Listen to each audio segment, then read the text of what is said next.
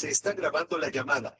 Bueno, listo, buenas noches. Vamos a iniciar con esta sexta clase. Me da mucho gusto verlos y ver la perseverancia y la permanencia. Hoy vamos ahí me disculpan, estoy un poquito gripado. Hoy vamos a completar un tema. En realidad, pues quería iniciar hoy con el Nuevo Testamento, sin embargo, no logramos completar la lección anterior, el tema del último género literario que vamos a ver, que era el tema de la poesía.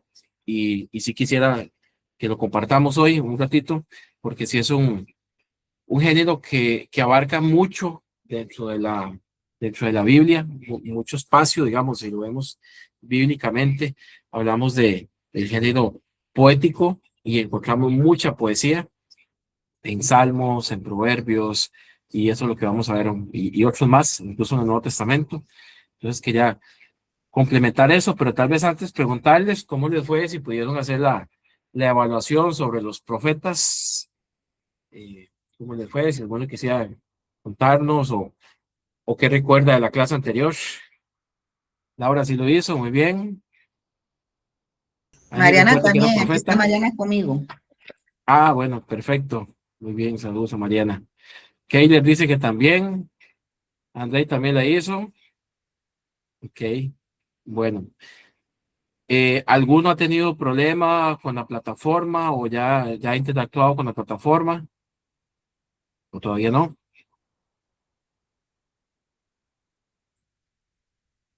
Bueno, cualquier duda que tengan, me pueden escribir por aparte para guiarlos a entrar en la plataforma. Ahí están los videos, ahí está el material y algunas otras actividades que les voy a ir compartiendo por ahí.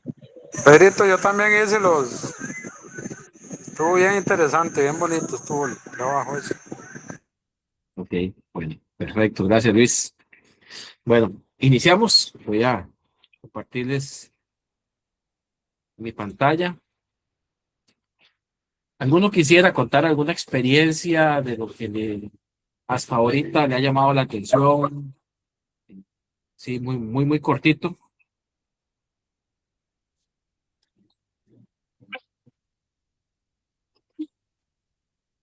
Todo bien, entonces. Perito, buenas noches. Noche, Luis. Tal vez en realidad que sí me sorprendió el dato perdón, de Lamentaciones. No sabía que, vamos, que era parte del libro de Jeremías. Entonces cuando lo vi yo, claro, pero o sea, la suma no me estaba Calza. dando bien. Sí, no me estaba dando la potencia y la raíz no me estaba dando bien. Pero después ya entendí por qué. Eso técnicamente no tenían, pero ni idea que era así. Pero no, muy interesante el curso, como siempre, es carguísimo. Sí, no. De hecho, eso es muy interesante. El tema por ejemplo, Lamentaciones. Lo que dice Luis es que está dentro del grupo de los profetas mayores y ya habíamos visto que los profetas mayores era un tema del tamaño, de verdad, del rollo, ¿verdad? Los rollos. Recuerden que no eran libros como los que hoy tenemos, sino eran rollos de papiro, que era un papel muy antiguo, muy caro, por cierto, también. Pero dentro del canon hebreo, Lamentaciones está junto con el libro de Jeremías. Entonces, por eso es que tiene esa connotación. Por ahí creo que también mencionamos que nosotros tenemos primera y segunda de Samuel, y en el canon de hebreo ellos tienen un solo libro de Samuel, un solo libro de Reyes, nosotros tenemos primera y segunda, que los profetas menores ellos los incluyen dentro de un solo paquete, por ejemplo así, le llaman el grupo de los 12. Entonces, es la misma cantidad de libros o de contenido más bien, pero nosotros tenemos un número diferente.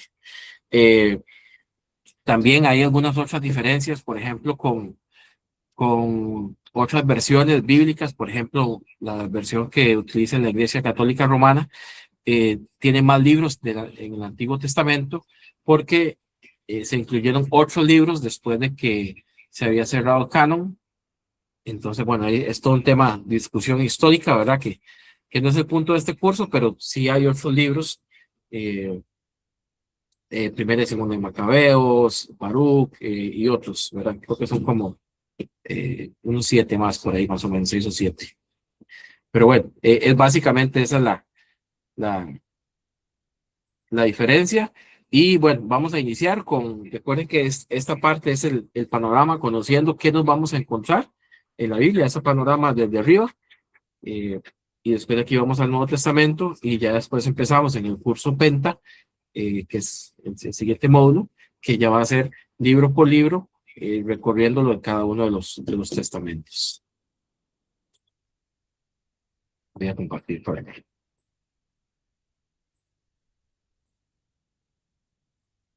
Ok, bueno, vamos a... Listo. Porque si están viendo mi pantalla, por ahí, ¿verdad? Sí, aquí se ve.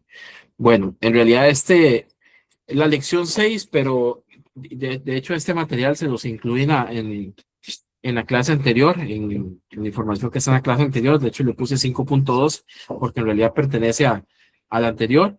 Nada más que quería separarlo, el anterior era profetas, poetas, y vimos que los profetas eran hombres llamados por Dios, que no necesariamente era que entraban como en un trance, ¿verdad? Y recibían un sueño, sí, sí, tenían sueños, tenían momentos, por decirlo así, de éxtasis espiritual, pero no necesariamente ese era el modus operandi de cómo recibían el mensaje de Dios, sino que era muy elaborado, que incluso cuando ellos escribían, lo hacían de una forma muy artística.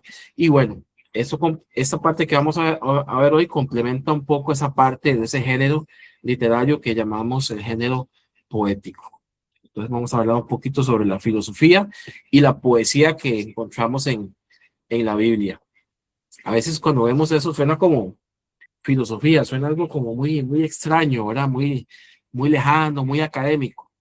Pero en realidad la palabra filosofía lo que significa es filo, tiene que ver con el amor, y Sofía es la sabiduría.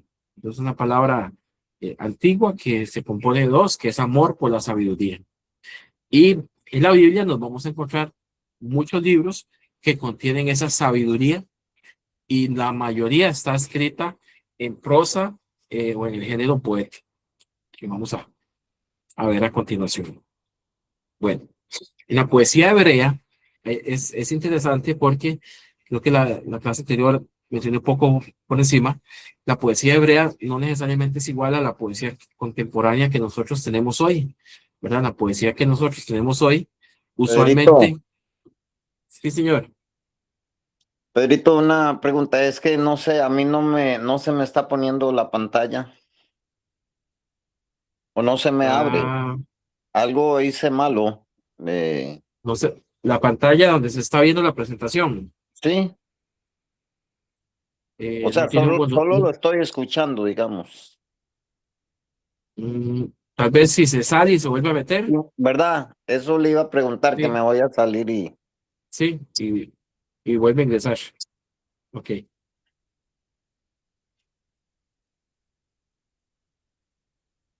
ok, vamos a continuar mientras Juancito se nos integra nuevamente. Bueno, les decía que la poesía hebrea es distinto a la poesía que nosotros tenemos hoy contemporáneo, porque las rimas no son de sonido como las que tenemos nosotros hoy, ¿verdad? Las poesías, no sé, si una palabra termina como en bonito, la que sigue, para que rime, tiene que terminar como en hito también, ¿verdad? En la poesía hebrea, lo que riman son las ideas. Y vamos a ver, hoy si no tienen la Biblia a la par, les pido que por favor corran y tráiganla, porque vamos a ir bastante al texto bíblico, ténganlo ahí a la par para que puedan seguir las cosas que vamos a ir viendo y que sea un poco más interactivo, ¿verdad? Ese recurso se llama el paralelismo, Ahora y sí, básicamente, ahora sí, Juancito, ok, sí. les decía, digamos, que ese recurso se llama el paralelismo, que es un paralelo. Bueno, una línea expresa un pensamiento y, por ejemplo, la siguiente línea repite el pensamiento, o puede que lo contraste, o puede que amplíe el pensamiento. Ahorita vamos a ver eso.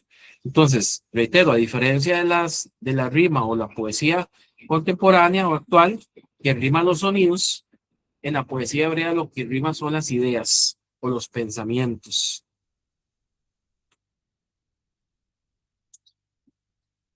Y, por ejemplo, tenemos una forma de paralelismo que tiene una palabrilla medio enredada, pero vamos a ir viéndolo de una forma práctica.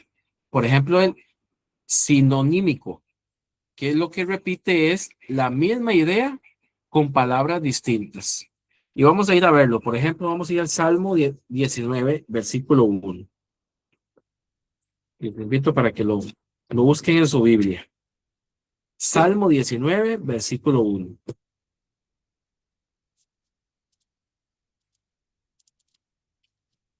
Me dice cuando lo tienen.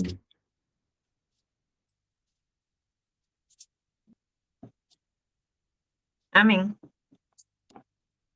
Ok, ya Merlin lo tiene por ahí. No sé si ya los demás están por ahí. Si gusta lo lee, porfa. Amén. Dice, las obras y la palabra de Dios. Salmos 19:1, los cielos cuentan la gloria de Dios y el firmamento anuncia la obra de sus manos. Ok, vamos a dejarlo hasta ahí. Esto es un ejemplo del tipo de poesía hebrea y el paralelismo. Vamos a ver. ¿Qué nos dice solo ese versículo? Vamos a ver, ¿quién se anima? ¿Dónde podemos encontrar ideas paralelas? Ahí está comparando el cielo con el firmamento, ¿verdad? ¿Ah? Dice que el cielo cuenta la gloria de Dios y el firmamento anuncia, o sea, ahí son sinónimos, ¿verdad? La obra de sus manos. Si vemos, tal vez las palabras exactamente no son iguales, ¿verdad? Pero la idea es una idea similar, es una idea paralela. ¿Qué más ven ahí en ese Salmo 19, versículo 1? ¿De qué está hablando? ¿Cuál es como la idea que nos deja? La grandeza de Dios.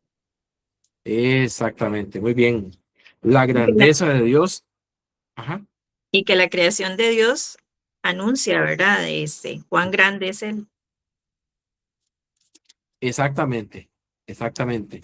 Y ven el arte, digamos, de la poesía, está repitiendo una idea, son palabras diferentes, pero lo que está hablando es de la grandeza de Dios, que la misma creación es manifiesta esa grandeza. Y si lo vemos en la primera línea, dice, los cielos cuentan la gloria de Dios. Viene una segunda línea que reafirma lo que está diciendo la primera, pero con otras palabras. Esto era una forma, y lo vamos a encontrar mucho en la Biblia, de reafirmar un pensamiento. Cuando nos encontremos esto en un proverbio, en un salmo, o en cualquier otra parte de la Biblia, en Habacuc, nos encontramos muchos de estos, en el libro de Samuel, es una reafirmación. A veces suena como que está repitiendo lo mismo, ¿verdad? Pero está reafirmando una idea porque lo que quiere es exaltar lo que está diciendo en ese momento.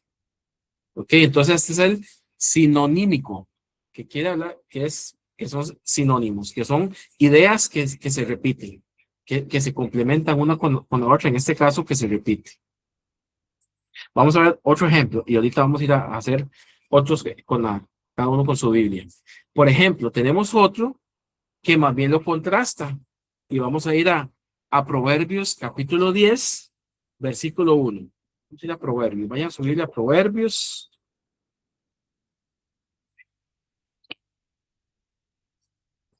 Después de Salmos. Ya lo tengo, Pedro. Ok. Tenemos un segundito, nada más que todos lleguen y que yo llegue, no he llegado, le llegué. Proverbios, si gusta lo lee. 10:1. Dice los proverbios de Salomón: el hijo sabio alegra a su padre, el hijo necio entristece a su madre. Es Ok. la Valera contemporánea. Ujú. ¿Qué encontramos ahí, en ese versículo?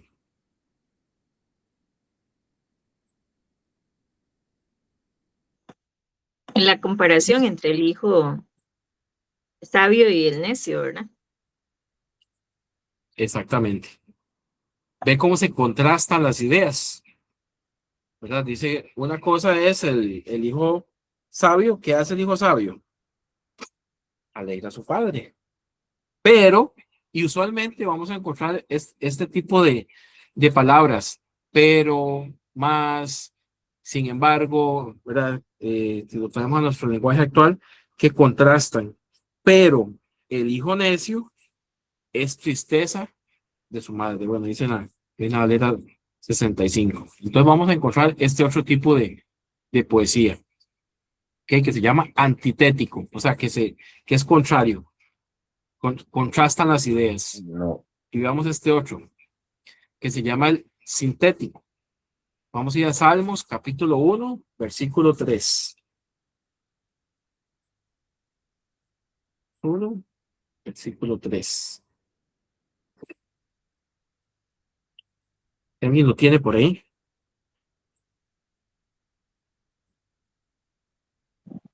Sí, yo lo tengo. Dice, será como árbol plantado junto a corrientes de aguas, que da su fruto en su tiempo y su hoja no cae, y todo lo que hace prosperará. Ok, muy bien, gracias. ¿Qué nos dice ahí ese salmo? ¿Qué podemos encontrar?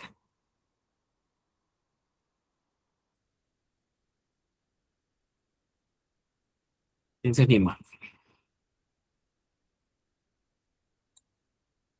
Dice, será como árbol plantado junto a corrientes de aguas, que da su fruto a su tiempo y su hoja no cae, y todo lo que hace prosperará. Es una comparación, pero digamos, sabemos que toda planta ocupa nutrientes, una de ellas el agua, y que eso Ujú. va a hacer que produzca fruto. Entonces, como la misma idea, en este caso, eh, indicando, digamos, que algo, comparación entre dos cosas, ¿verdad? Algo Ujú, así. ujú, Es ujú. como una explicación. Ujú. Ahora lo pongo más. Exacto. Está comparando, si lo vemos, si es una comparación, pero está complementando una idea con la otra. Si vemos, por ejemplo, la primera línea hasta la coma, dice, será como árbol plantado. Si vemos el contexto, está hablando, ¿verdad? Del hombre que no anduvo un camino de malos, etcétera, etcétera, ¿verdad? Pero dice, versículo 3, será como árbol plantado junto a corrientes de aguas. Y justamente, como es poético, es una poesía, eso ya nos evoca, entonces usted se va en su imaginación y usted dice, bueno, un árbol plantado junto a corrientes de aguas. Usualmente son árboles muy frondosos, ¿verdad? Difícilmente usted va a ver un árbol seco, ¿verdad? A la orilla del río. Y la siguiente línea complementa la idea. O sea, la explica o la complementa. En este caso dice que da su fruto a su tiempo, su hoja no cae y todo lo que hace prosperará. Entonces, ese es el tipo de paralelismo que se llama sintético. En realidad tal vez son palabrillas un poco técnicas, pero lo que quiero darles a entender es que dentro de esa poesía hebrea nos encontramos diferentes formas en que ellos expresan las verdades de Dios. Eh, yo siempre trato de explicar cuando voy a esto que en la Biblia nos encontramos dos tipos de formas de cómo expresar la verdad. Hay verdades, por decirlo así, matemáticas. ¿Qué es una verdad matemática? Pues algo que si hago esto, se cumple esto. Por ejemplo, usted dice, bueno, el cielo es azul, las nubes son blancas. O sea, es algo matemático, es una verdad matemática. O sea, es algo que es perceptible, que es tangible y que a pesar de que pueden haber un montón de subjetividades, pues es algo que no hay duda. Pero hay otras verdades que se llaman las verdades poéticas. Por ejemplo, cualquiera de nosotros puede decir, no sé, esta frase: mi mamá es la mamá más bella del mundo o es la mamá más buena del mundo. Ahora, eso es una verdad que yo estoy expresando para mí, pero tal vez no necesariamente o eso, o la más bella o la más buena del mundo. Bueno, para mí sí lo es, mi mamá, pero los estoy diciendo una verdad desde una forma poética. Entonces, tal vez no es matemático porque no es igual para todo el mundo. Entonces, se me voy a entender con eso. La poesía nos lleva a eso. La poesía nos lleva con muchos símbolos, con muchos cosas creativas, a imaginarnos. Entonces aquí cuando leemos este tipo de poesía, podemos imaginarnos, no sé, al rey David con su arpa, ¿verdad? Meditando en la palabra de Dios debajo de un árbol y pasando un riachuelo, ¿verdad? Y entonces él empieza a expresarse de esta forma para expresar lo que el Espíritu Santo en ese momento le estaba inspirando y nos estaba regalando una verdad o un principio divino a través de este género literario tan precioso que es la poesía. ¿Ok? Bueno, quiero que hagamos una pequeña práctica. ¿Está bien? Vamos a hacer una pequeña práctica. Tenga su Biblia ahí en mano.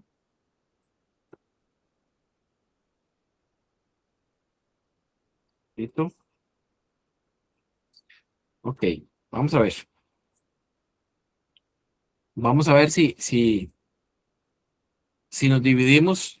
Vamos a tomarnos unos minutitos, poquitos para esto. Entonces tenga su Biblia en mano. Vamos a hacer grupos. Y yo les voy a dar, me voy a escribir en el chat de WhatsApp lo que le va a tocar a cada grupo. Nada más yo les voy a dar algunos textos para que ustedes puedan ir a revisarlos en sus grupos y que puedan ver lo que yo les estoy diciendo. Por ejemplo, a alguno le va a atacar por ejemplo, el sinonímico, a otro le puede tocar el antitético, y lo que quiero es que lo revisen y que lo vean. ¿De acuerdo? Entonces vamos a hacerlo así, en cortito, unos 5 minutitos, son 3 textos para cada uno. Entonces ahí lo pueden ver. Un segundito.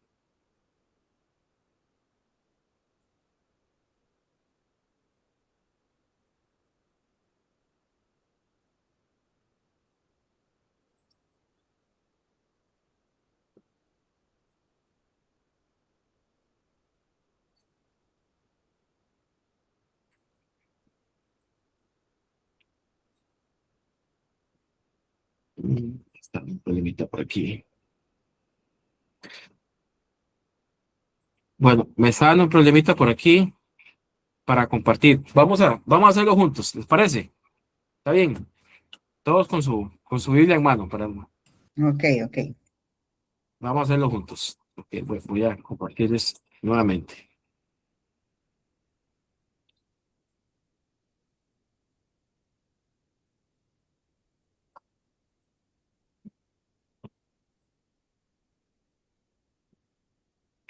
Ok, vamos a ver primero.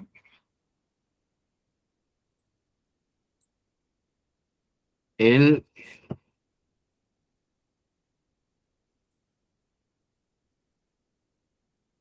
Salmo 1, versículo 6. Vean qué interesante cómo aparece el Salmo 1, versículo 6. Igual lo pueden ver en su Biblia, pero aquí está proyectado. Vean lo que dice. Porque Jehová conoce el camino de los justos, mas la senda de los malos perecerá. Entonces, vean que la línea 1 del texto lo que nos dice es el destino y el cuidado de los justos. Y la línea 2 hace un contraste, ¿verdad? El trágico final de los malos. La antítesis es perfecta. Preservación frente a destrucción. Entonces ahí nos encontramos una verdad que Dios está diciendo a través de la poesía. Ok. Vean este Salmo 24, versículo 1. Dice Salmo 24, versículo 1. De Jehová es la tierra y su plenitud, el mundo y los que en él habitan. Podemos ver cómo en la línea 1 del texto dice la tierra y su plenitud. Todo lo que hay en ella pertenece a Dios. Y en la línea 2 hace el paralelo. Dice el mundo y los que en él habitan. Repite exactamente el mismo concepto, pero con otros términos. Está reforzando una idea. ¿Se acuerda cómo se llamaba?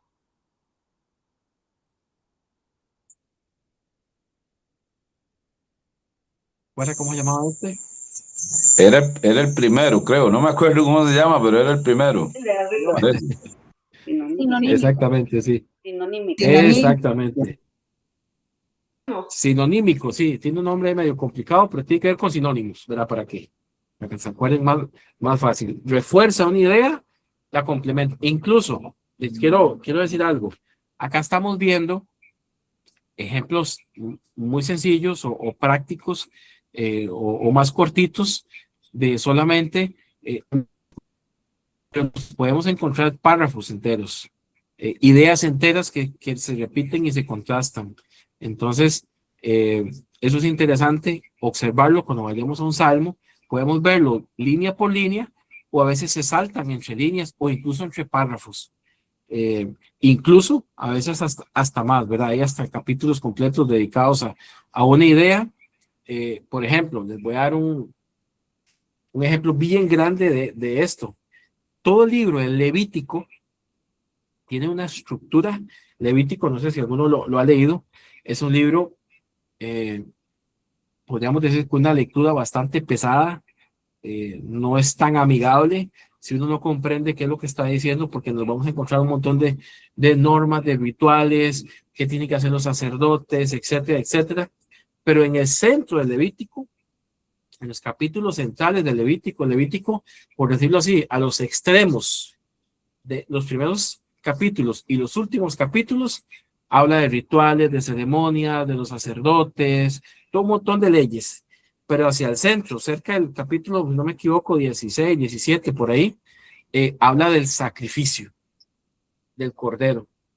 Entonces, repite ideas paralelas a los extremos, pero en el centro está como lo más importante que él quiere decir, y es el sacrificio del cordero, la redención, etc. Entonces, estoy poniendo casos más sencillos para la comprensión del tema, pero la Biblia está llena de esto. Incluso, les voy a poner otro ejemplo, ya para pasar al que sigue. Lo vamos a ver cuando estemos en los evangelios, pero si vemos tanto en Mateo, en Lucas y en Marcos, nos vamos a encontrar cerca del centro de cada uno de estos libros. Por ejemplo, si lo vemos en Marcos, Marcos tiene 16, capítulos. En el capítulo 8 nos encontramos la declaración que hace Pedro diciéndole a Jesús que tú eres el Cristo. Jesús le pregunta, no sé si recuerdan ese episodio, ¿quién dice la gente que soy yo? Ellos dicen, tú eres un profeta, otros dicen que eres Elías, y él le pregunta, ¿y ustedes quiénes dicen que soy yo? Y Pedro responde, tú eres el Cristo, el Hijo de Dios. Bueno, eso lo encontramos en Marcos, en el capítulo 8, justamente en la mitad del libro. ¿Por qué? Porque lo que se enfoca es en decir que que Jesús es el Cristo. Igual en Mateo tiene 28 capítulos, y en el capítulo 16, también matemáticamente no es el centro, pero está muy cerca del centro, está esta misma declaración de Pedro diciendo que tú eres el Cristo. Y es una forma, aunque el evangelio tal vez pertenece a otro género literario, pero una forma de escribir de los hebreos, donde ellos agrupaban ideas, agrupaban pensamientos, ya sea porque en este caso son paralelos sinonímicos que tienen que ver que son iguales, o también que contrastan. Entonces, eso es importante por la belleza que tiene el texto y lo encontramos ahí.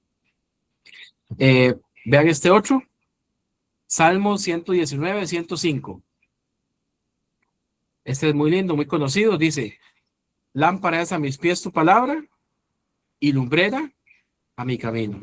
En la línea 1 nos encontramos la guía de Dios, es una lámpara para los pies, y en la línea 2 encontramos el paralelo. Es una lumbrera, que es como un sinónimo, por decirlo así, de la lámpara, aunque no son exactamente iguales, pero es la misma idea, ¿verdad? Para el camino, que es sinónimo del andar o los pies del camino que vamos recorriendo. Tenemos este 8, bueno, este ya lo vimos, el Salmo 1:6, vamos a brincarlo, porque ese era el contraste, ¿verdad? Este era el que contrastaba, ¿verdad? Porque Jehová conoce el camino de los justos, mas la senda de los malos perecerá. En la línea 1, el camino y el cuidado de los justos. En la línea 2, el trágico final de los malos. La antítesis es perfecta, la preservación versus la frustración. Vean este otro. ¿Quién me lo lee? Salmo 27. Ahí lo tienen en pantalla.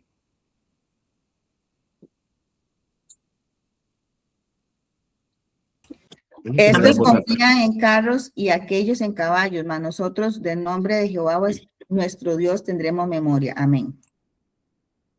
Entonces vemos como en la línea 1 hay una confianza ciega en el poder humano y militar. Dice, confían en los caballos y en los carros. Pero en la línea 2 hace el contraste. Dice, la confianza absoluta en el poder divino, en el nombre de Jehová. Dice, mas nosotros, o sea, los creyentes, el pueblo de Dios, del nombre de Jehová, nuestro Dios, tendremos memoria o confianza, ¿verdad? Vea cómo hace el contraste de las ideas. Y así que, pues, cuando vayamos al libro de Salmos, que es lo que estamos viendo ahorita, que es el mayor ejemplo que encontramos de poesía, podemos ver todos estos contrastes preciosos ahí. Ok, vamos a ver 3 textos más. Salmo 37, 22. Alguien que me lo lea.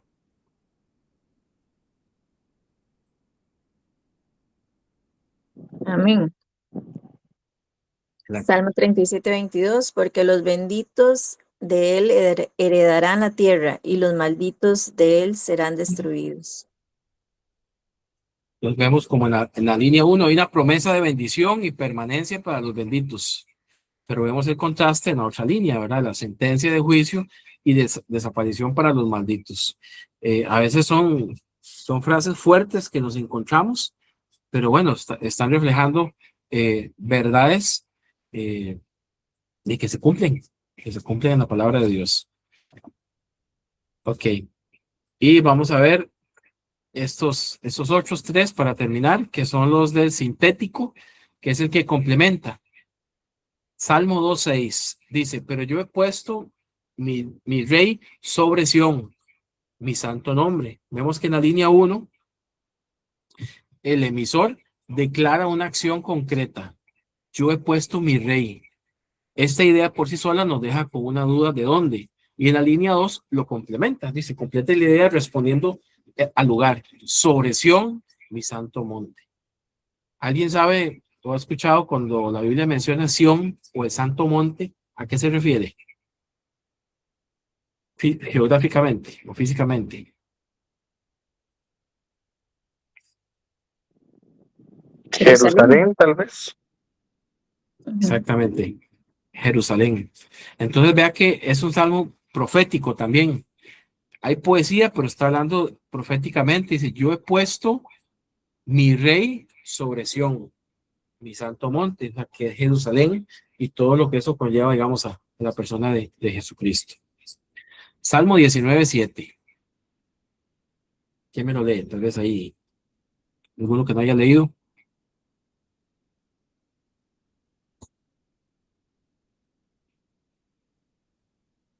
Si no repetimos, no importa. Hola. Voy. Adelante, 9:7. Luis.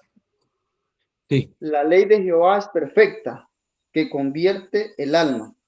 El testimonio de Jehová es fiel, que hace sabio al sencillo. ok. Ahí vemos como en la primera frase, ¿verdad? Se describe una cualidad o atributo. En este caso, la ley de Jehová es perfecta. Es una cualidad o atributo. Y en la línea 2, explica el efecto o resultado de esa cualidad que convierte el alma. La segunda línea añade información crucial que complementa la primera. Entonces, bueno, y así sucesivamente, vamos con el último. Lo que Laurita quería leer, Salmo 111:10. ¿Me ayuda ahí?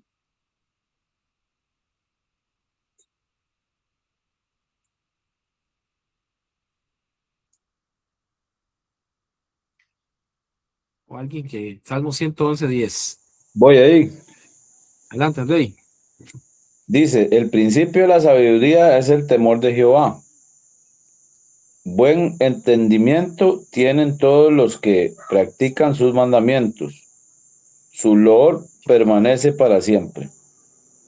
Ok, y vea que en la primera línea establece la base o el origen de la sabiduría.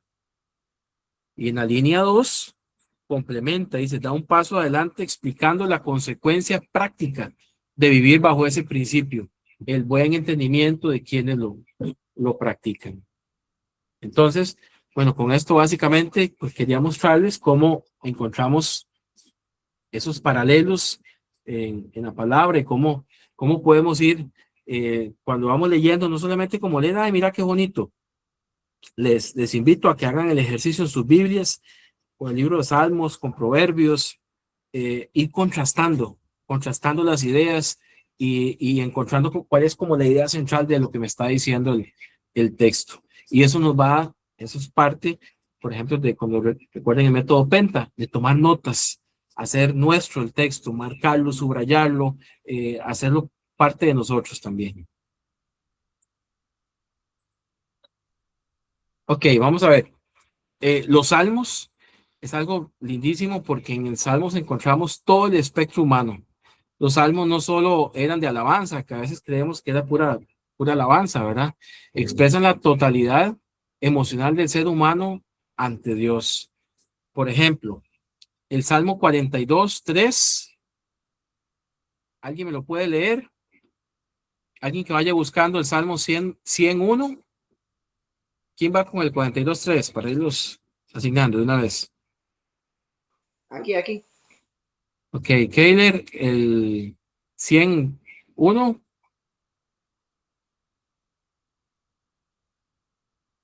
Digo yo. Voy ahí. Ok. El Salmo 55:12. Lo que lo vayan buscando. Yo me. Ok. Creo que Jairo por ahí también. Jairo nos ayuda con 137:9. Ok. El 13:1. Yo, Ok. Erling. El 73:3. Yo, Ok. Por allá Luis. 150:6. Mariana, Por ahí. Mariana. Ok, Mariana. Y el último, el 23:1. Está Dora. fácil ese. Ok. Que lo lea. Bueno, vean, aquí hay, digamos, emociones que nos vamos a encontrar en los salmos, en la palabra inspirada de Dios y cómo muchas veces estas emociones están ahí y nos sirven también para acercarnos a la palabra de Dios. Entonces vamos a ir con el Salmo 42:3 que nos expresa tristeza. ¿Quién lo tiene? Lo leía yo. Sí. Dice así: fueron mis lágrimas mi pan de día y de noche, mientras me dicen todos los días, ¿dónde está tu Dios? Ok, vea qué interesante. Cómo el salmista se expresa tristeza y dice que sus lágrimas son como pan, es una comparación, ¿verdad? Que él está haciendo, o sea que es lo que tiene todos los días, está expresando un tema de sufrimiento, pero en medio del sufrimiento conecta con Dios. Salmo 101, habla de la alegría, vamos a ver, ¿quién lo tiene? Dice así: cantad alegres a Dios, habitantes de toda la tierra. Ok, ve cómo contrasta esa alegría con la tristeza del Salmo 42. Este es de pura alegría, de puro júbilo, es un grito de júbilo que está dando acá el salmista en la congregación. Salmo 55:12. No es un enemigo el que me hostiga, eso podría soportarlo. No son mis adversarios los que me insultan con tanta arrogancia, de ellos habría podido esconderme. Ok, es un salmo de despecho, de traición de un amigo. ¿Alguien alguna vez ha sido traicionado por alguna persona? Bueno, la palabra de Dios no esconde ese sentimiento. La palabra de Dios no esconde que, por ejemplo, el salmista que escribe esto sentía eso, sino que más bien, a pesar de ese sentimiento de despecho por la traición de un amigo, él se acerca a Dios. Y estamos leyendo solo como un versículo, pues usted lee todo el texto, pues va a encontrar ahí qué es lo que Dios hace o qué, al final, cuál es el resultado. Salmo 137:9. Dichoso el que agarre a tus pequeños y los estrelle contra las rocas. Le tocó un salmo rudo, Jairo. Vea qué interesante. Ahora, ¿qué quiere decir eso? ¿Que yo tengo que hacer eso? No, eso era una práctica que tenían antes, pero ve como en medio de lo que está sintiendo el salmista, él lo expresa delante de Dios. Ahora, ¿a qué nos invita esto? Bueno, acercarnos a Dios en medio de nuestra vulnerabilidad. Hay salmos que hablan de eso, no necesariamente que hay que hacerlo, sino que en medio de ese sufrimiento, en medio de esa sensación, se lo expresa a Dios con honestidad. Dios, esto es lo que siento. Eso es orar, eso es tener esa comunión y Dios va a actuar en medio de eso. No es que Dios va a ir a vengarse por usted de esa forma, pero es importante verbalizarlo y decirle a Dios. Eso es lo que nos está invitando el Salmo aquí. Salmo 13:1. ¿Hasta cuándo, Jehová, me olvidarás para siempre? ¿Hasta cuándo esconderás tu rostro de mí?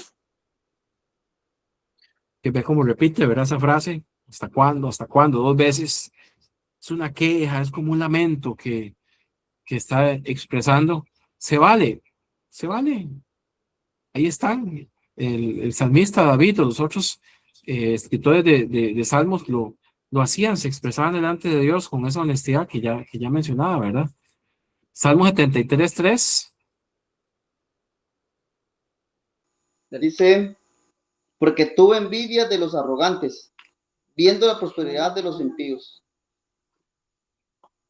Ok, este es un salmo que expresa interrogantes o preguntas. ¿Por qué prosperan? ¿Por qué ellos sí? ¿Por qué yo no?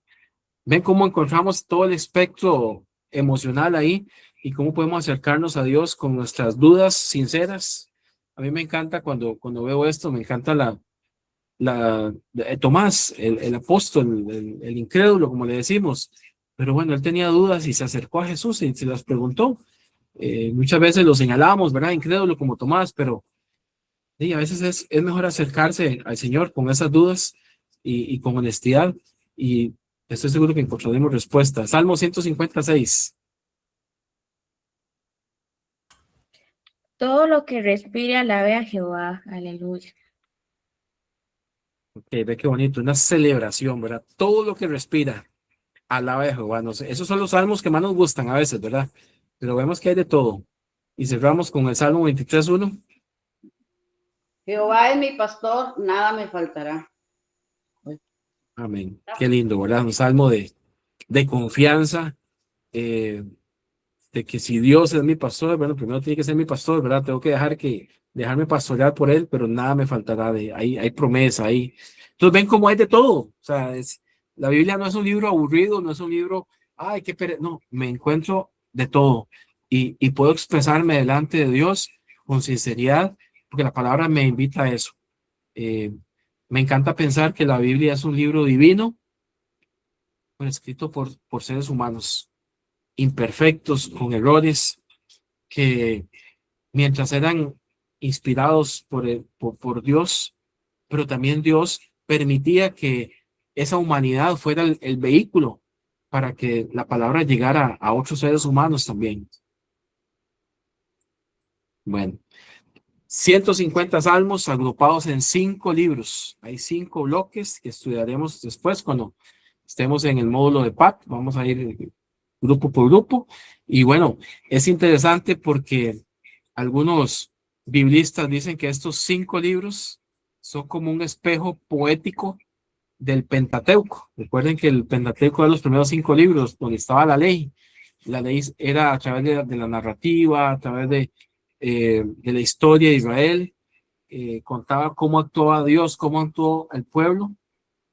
Bueno, Salmos, algunos dicen, ¿verdad?, que es un espejo. Cada uno de esos 5 libros, si lo vemos, por ejemplo, el último libro, el 5, y cuando usted está en su Biblia, va a encontrar por ahí las separaciones. La mayoría de Biblias dice libro primero, por ejemplo. En el Salmo 1 usted va a encontrar que dice libro primero, ¿verdad? Si lo ve ahí arriba del titulito, libro primero. Y así va a encontrar más adelante esa separación.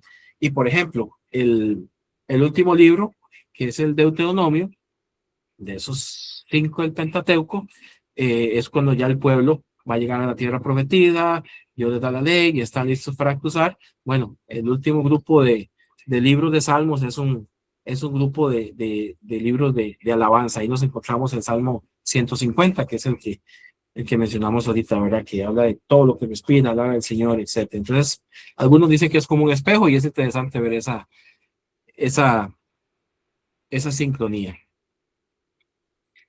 Algo muy importante, una advertencia, cuidado con hacer teología de la poesía, sin tener en cuenta su género cuando interpretamos. Por ejemplo, cuando nos vamos a textos como estos de venganza, ¿verdad?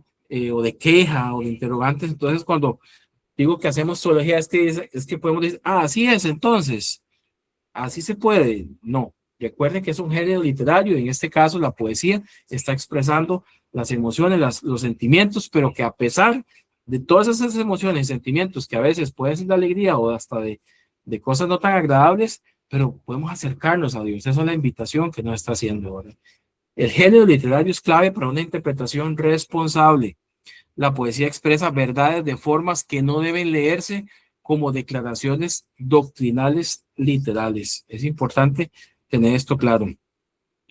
Hay otros libros que encontramos, por ejemplo, Cantar de los Cantares, de que es un libro dedicado al amor erótico, al amor de pareja, donde algunos dicen que hace una similitud, ¿verdad?, entre Dios y su pueblo.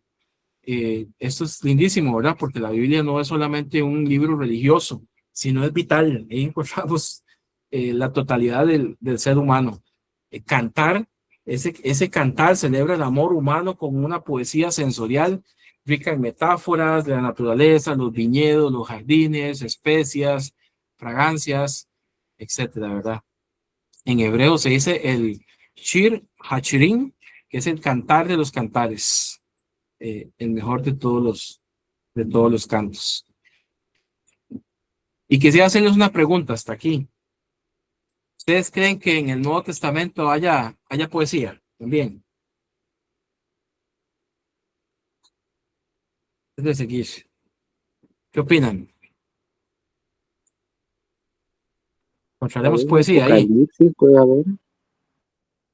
Sí puede haber, dice Isaac. Sí. ¿Algún texto donde ustedes crean que haya poesía? Claro, ahora pensé en Romanos 1:20, que ¿Qué dice dice, Romanos 1:20?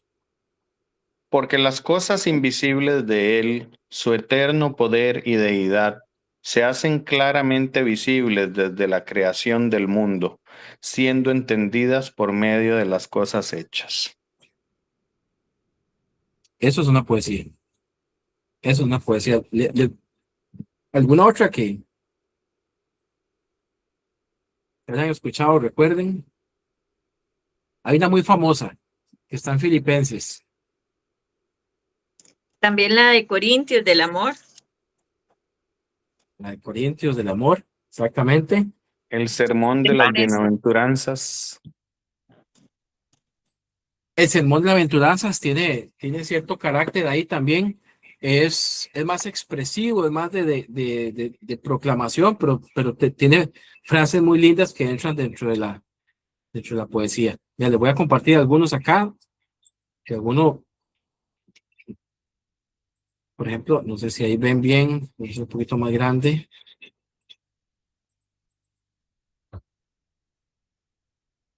Por ejemplo, en Lucas nos encontramos un montón. En Lucas nos vamos a encontrar muchos de los himnos que utilizamos hoy en la Navidad. Por ejemplo, Lucas capítulo 1, versículo 46 al 55, está el famoso Magnificat, que es un cántico de María. Ahí donde María dice, engrandece mi alma al Señor y mi espíritu se regocija en Dios mi Salvador. Ahí les voy a pasar esta hojita para que después la tengan ahí.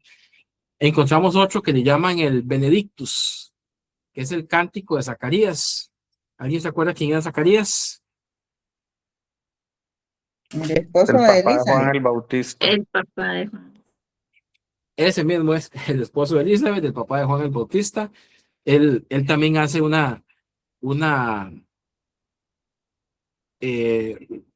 poema ahí, ¿verdad? Tras recuperar el habla, ¿se acuerdan que él se había quedado mudo? Recupera el habla, profetiza la misión de su hijo a través de una poesía muy bonita. También en Lucas capítulo 2, el cántico de los ángeles. ¿Recuerdan cuando Jesús va a nacer?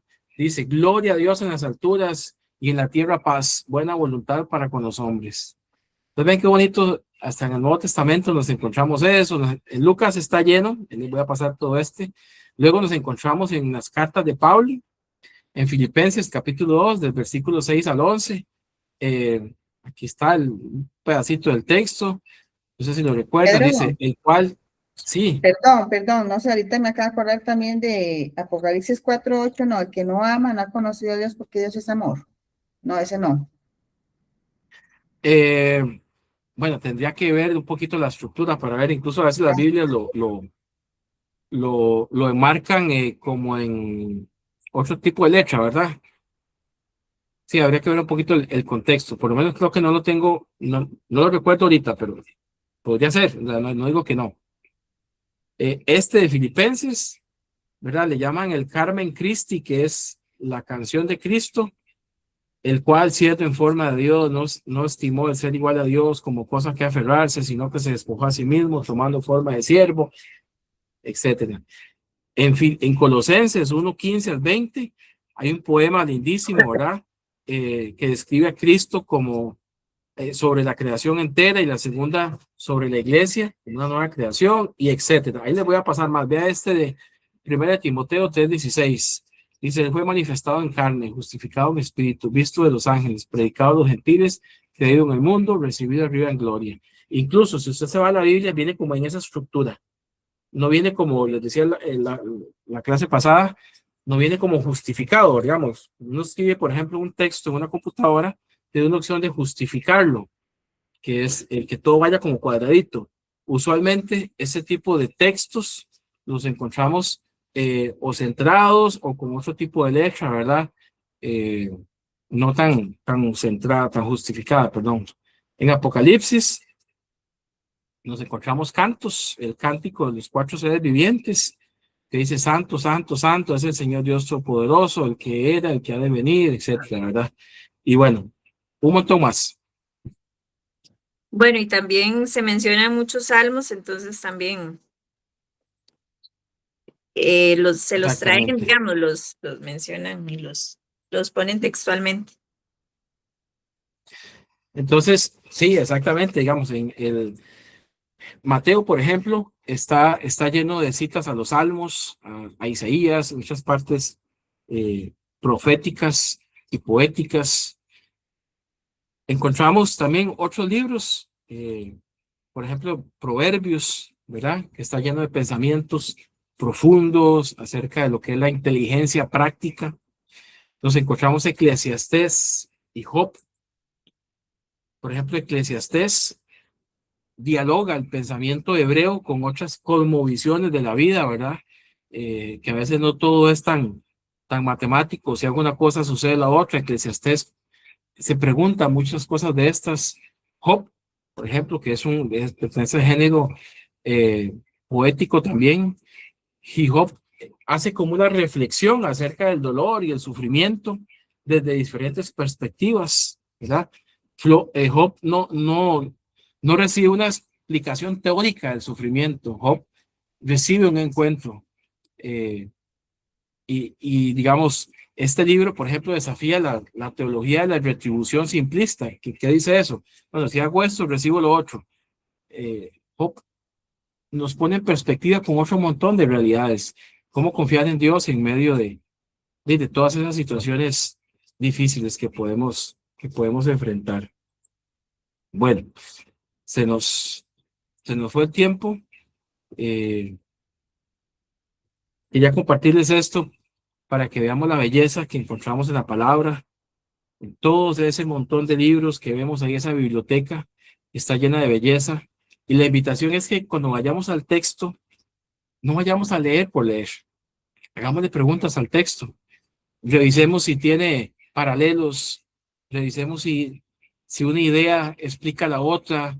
Hay un principio hermenéutico muy importante, y es que la misma palabra explica la palabra. Hay pasajes que son difíciles de entender, pero tal vez más adelante o en el contexto encontramos una respuesta de lo que está sucediendo. Y bueno, lo dejamos hasta aquí. No sé, si alguien quisiera aportar algo, alguna idea, alguna duda, ¿qué le deja lo que vimos hoy? Sí, yo tenía una observación y es que tal vez no podemos imaginarnos lo valioso que eran estos textos en su época, mucho más que ahora, desde un punto de vista. Si ustedes conversan con una persona mayor y les cuenta cuando no existía la televisión y en una única casa del barrio había televisión, cómo se agrupaba la gente a ver la televisión de esa casa, ¿verdad? Entonces, bueno, las cosas han ido evolucionando y entonces ahora tenemos la versión premium de Netflix que tiene una resolución diferente y está la versión normal, pero vayámonos más atrás cuando la televisión era en blanco y negro y después nos vamos más atrás cuando era en blanco y negro pero no tenía sonido. Y después nos vamos más atrás cuando no había televisión y lo que la gente tenía era la radio. Y si nos vamos más atrás, no había la radio, ¿verdad? Y entonces tal vez existía el teatro. Pero yéndonos mucho más atrás, no había nada de eso. Lo único que habían era escritos como estos, que le permitían a la gente agruparse, salir de su rutina, tener acceso a algo que alimentara su imaginación y al mismo tiempo les transmitiera un mensaje.